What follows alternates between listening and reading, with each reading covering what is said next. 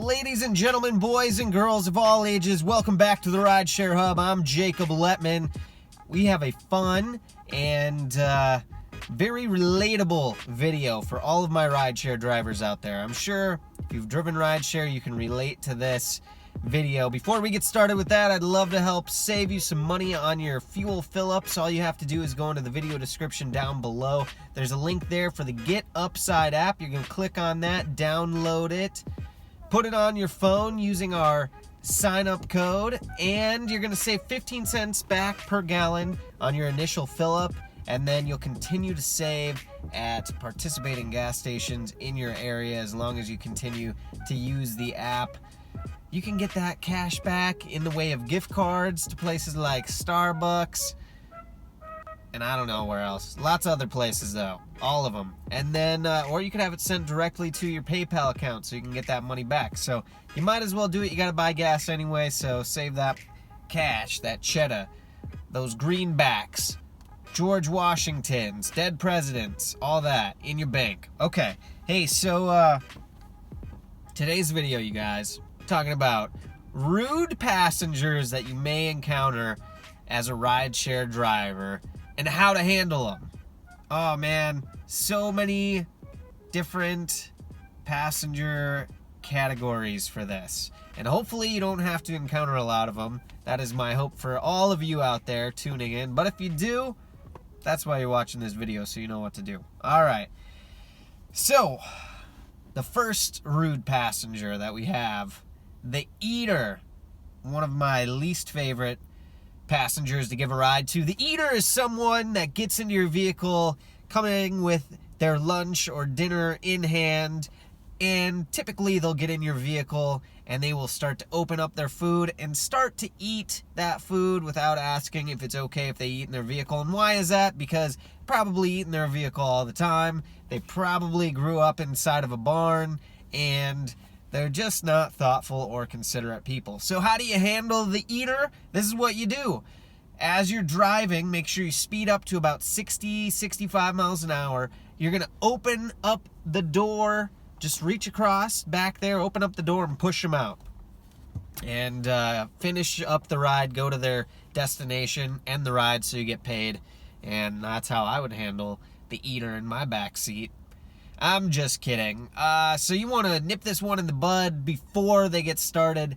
So it might feel a little rude, but as soon as they get in and you hear some crinkling, just be like, hey, sorry, but if you would please wait to eat outside of my vehicle, that would be great and much appreciated. What if they offer you a tip? Well, I'll tip you extra. Just let me eat this food. That's up to you, man. That's up to you. All right, what else do we have? Oh gosh, all of these are like triggers for me. The backseat driver. Yeah, you're just gonna take a left turn there, and then you're gonna go up a little ways, take a right turn.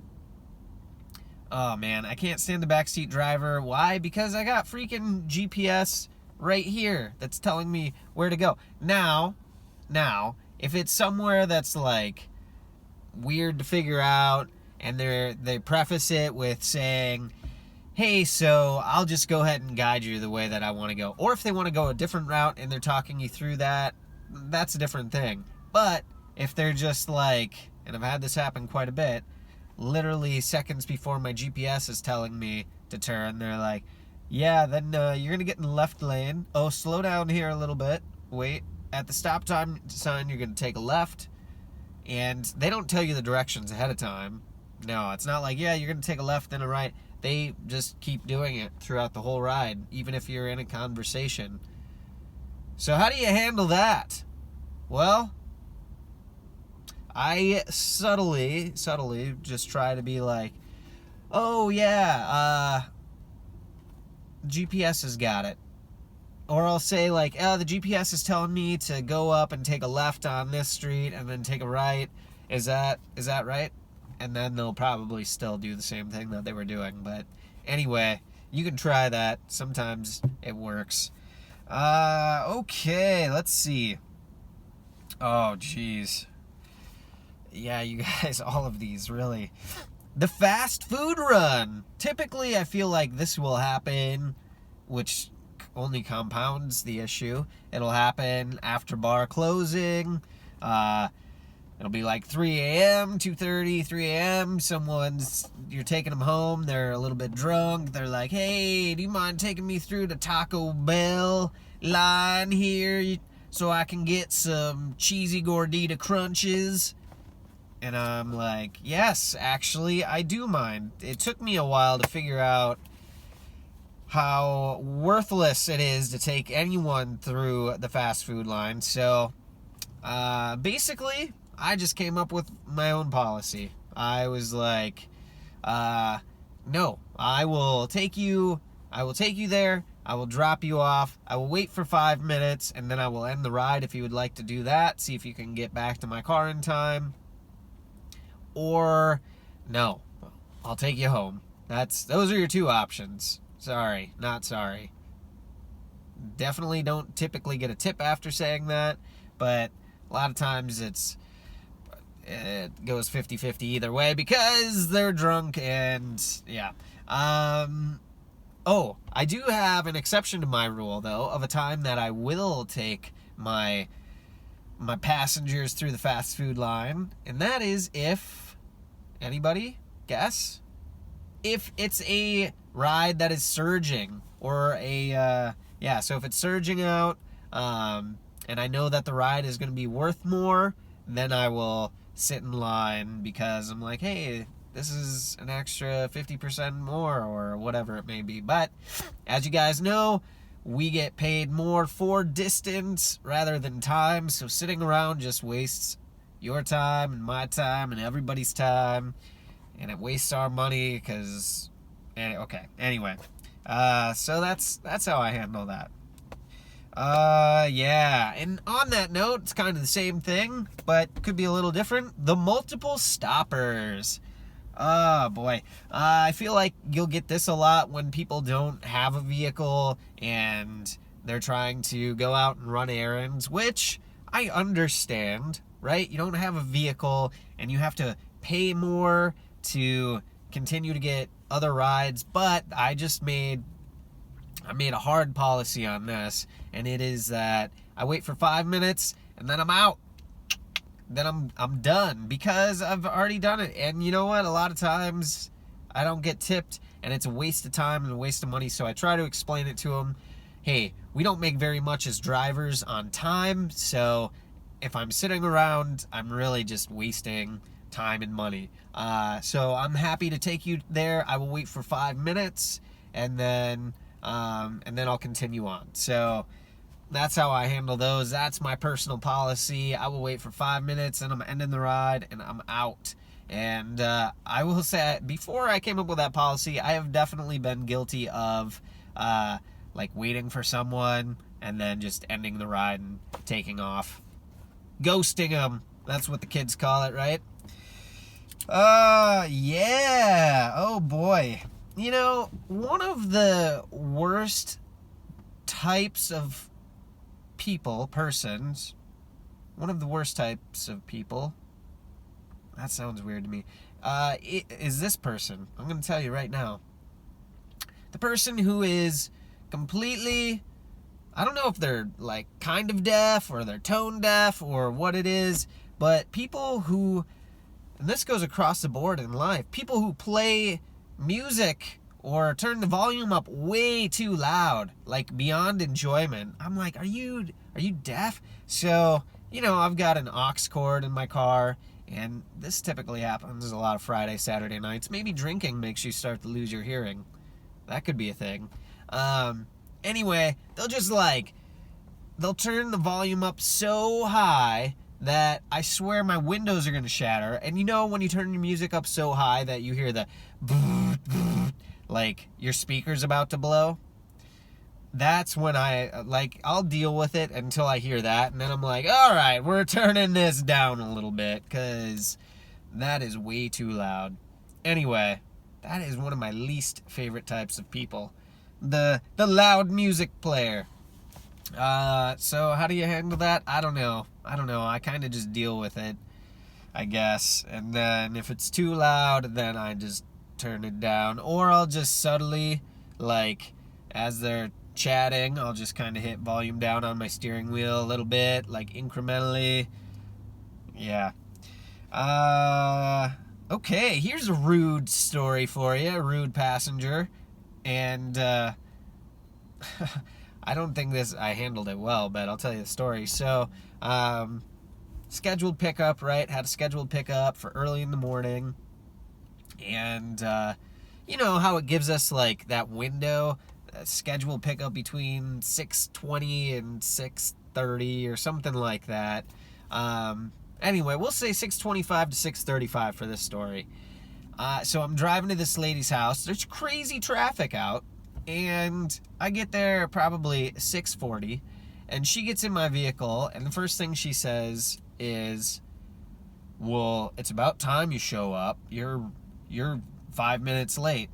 And I'm like, lady, listen up. Here's the deal. Here's how this works. So it's not an exact science, and you can educate your passengers on this, right? It's not an exact science of when we're going to get there. I was like a 25-minute drive away from this lady. Only reason I took it because it was with Lyft, right? And we get paid as we drive, blah, blah, blah. Anyway, I was like, yeah, so the deal is that it's not a perfect science.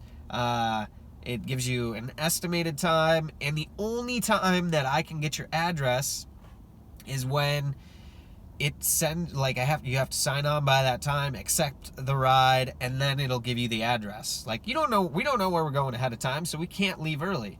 Anyway, she didn't like that answer. She was huffing and puffing, and I was triggered, and I'm like, lady, look, I got here when I got here, and you're gonna get to work, and that's that, and have a nice day, and have a nice life, and if you get hit by a bus, sucks to suck. I didn't say that part. Maybe I did. I don't know. Can neither confirm nor deny that. Okay. What else do we got? Oh, man. Yeah. How about the drunk? Oh, everybody loves the drunk. How do you handle the drunk? I had so many fair share of drunks. So, some are okay. Some are obnoxious. Some are sloppy. Some are almost on the vomit side of things, which gets scary. So how do I handle that? Well, I try to talk to them as much as possible and keep them engaged so they're focusing more on the conversation. And I think when you're drunk, again, it depends your level of drunk, but if someone's talking to you, you don't want to sound drunk, so you like try extra hard to sober up and be as cognizant as possible. And I found that helps keep them engaged. And instead of like head bobbing and touching my windows and slamming doors, all of those things have happened. And vomiting, carry your puke bag always. Yeah, so that's what I try to do. I try to keep them engaged. Okay, how about this one? The smelly guy or girl, the smelly person. I put this down. Is it rude? Is it rude to be smelly? I think that they've gone nose blind, so they don't know that they stink really bad. I don't have a way to handle this one other than, like, I don't know. I just am not forward enough to say, you smell terribly. I'm going to open up the windows. Sit there while I spray you with some smell good stuff. I just deal with it. I hate it. I consider it rude, but if you don't know, I guess you don't know. Anyway, it's terrible. It's so bad. What other kind of rude people do we get? Well, let's see. What else? You know what? I'm sure there are more, but I've forgotten. So, why don't you, Why don't you get... Oh, here's one. Here we go. How about the smoker? Oh, have you ever had anyone try to smoke in your vehicle? Gosh, I could just kill them. Here's the thing. I'm pretty good. I'm like 80% good at speaking up and setting boundaries, but sometimes it's like, I don't want to say it, but you gotta say it. You know, here's the deal. You cannot be a pushover. This is your vehicle. It's your job. And you just gotta set hard boundaries. You just gotta speak up. Some people I know have no problem with it. They like being assholes. So you're just waiting for a chance to be like, hey, there's no breathing in this vehicle. You don't blink unless I tell you to. And you smell really bad. Never eat in here. Get out of my car. I'm not that person. I'm more like, how can I say this without being confrontational? Like, hey, would you mind not smoking in here? Because why would you ever think to do that? That's just a rude thing to do. This is my car, and you shouldn't do that in anyone's car that isn't your car. So sometimes I've been a pushover and let people vape in my car with the window down. Never cigarettes. That's one thing I'm like, no way. Okay, so what do we got? We got the eater. We got the backseat driver. We got the fast food run. The multiple stoppers. The loud music players. Just rude people in general, like that scheduled pickup lady. The drunks. And the smokers. And the smelly people. Oh, gosh.